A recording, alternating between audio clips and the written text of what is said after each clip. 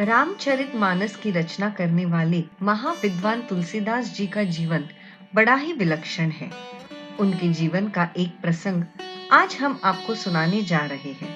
पौराणिक कथाओं के अनुसार कहा जाता है कि राम भक्त तुलसीदास जी जब रामचरितमानस लिख रहे थे तो उन्होंने भगवान राम का गुण बखान करते हुए एक बड़ी ही सुंदर चौपाई लिखी, जो इस प्रकार है। सिया राम मैं सब जग जानी, करहु प्रणाम जोरी जुग पानी। जिसका अर्थ है, पूरे संसार में श्री राम का निवास है, सब में भगवान राम है और हम जिसे भी हाथ जोड़कर प्रणाम कर ले, वो प्रणाम राम चरणों में समर्पित हो जाता है। इसलिए राम के नाम की जीवन में वर्षा होती रहनी चाहिए, क्योंकि ये अमृत के समान जीवन को मुक्ति प्रदान करने वाला है। ऐसी सुंदर चौपाई लिखने के बाद तुलसीदास जी विश्राम करने अपने घर की ओर चल दिए। रास्ते में जाते हुए उन्हें एक बालक मिला और बोला, अरे महात्मा जी, इस रास्ते से मत जाइए। आगे एक बैल गुस्से में लोगों को मारता हुआ घूम रहा है। वो बैल शायद से अपनी सुध-बुध खो बैठा है और आपने तो लाल वस्त्र भी पहन रखे हैं, तो आप इस रास्ते से बिल्कुल मत जाइए। तब तुलसीदास जी ने सोचा, ये बालक शायद से खुद भयभीत हो गया है, इसलिए मुझे उस बैल का भय बता रहा है। मुझे पता है सब में राम का वास है। मैं उस बैल के हाथ जोड़ लूंगा और वह मुझे कुछ नहीं करेगा और मैं राम कृपा से सुरक्षित अपने घर पहुंच जाऊंगा। फिर बालक की बातों पर ध्यान न देते हुए तुलसीदास जी जैसे ही आगे बढ़े, तभी थोड़ी दूर पर वो बिगड़ेल बैल उन्हें दिखा।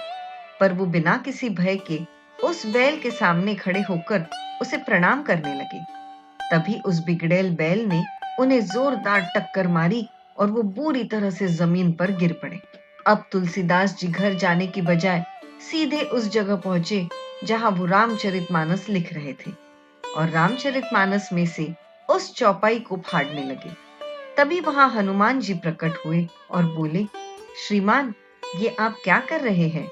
तुलसीदास जी उस समय बहुत गुस्से में थे और गुस्से से वो बोले, ये चौपाई जो मैंने अभी लिखी, ये बिल्कुल गलत है। ऐसा कहते हुए उन्होंने हनुमान जी को सारी बात बताई। हनुमान जी मुस्कुराकर तुलसीदास जी से बोले, श्रीमान, ये चौपाई तो 100% सही है।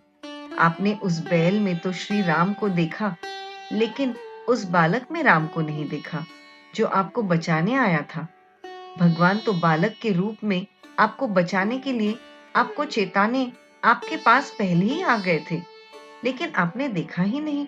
ऐसा सुनते ही तुलसीदास जी हनुमान जी के चरणों में गिर गए और फूट फूट कर रोने लगे और बहुत पछताने लगे कि मैं अपने राम पर संदेह कैसे कर सकता हूँ, जो हर क्षण मेरे समीप है, जो मेरे रोम रोम में समाये है। फिर तुलसीदास ने फिर से वह चौपाई बड़ी ही सुंदर तरह से रामचरितमानस में लिखी। दोस्तों, हम भी अपने जीवन में कई बार छोटी छोटी चीजों पर ध्यान नहीं देते और बाद में बड़ी समस्या का शिकार हो जाते हैं। ये किसी एक इंसान की परेशानी नहीं है, बल्कि ऐसा हर इंसान के साथ होता है। कई बार छोटी छोटी बातें हमें बड़ी समस्या का संकेत देती है। आप उन पर विचार करिए, फिर आगे बढ़िए।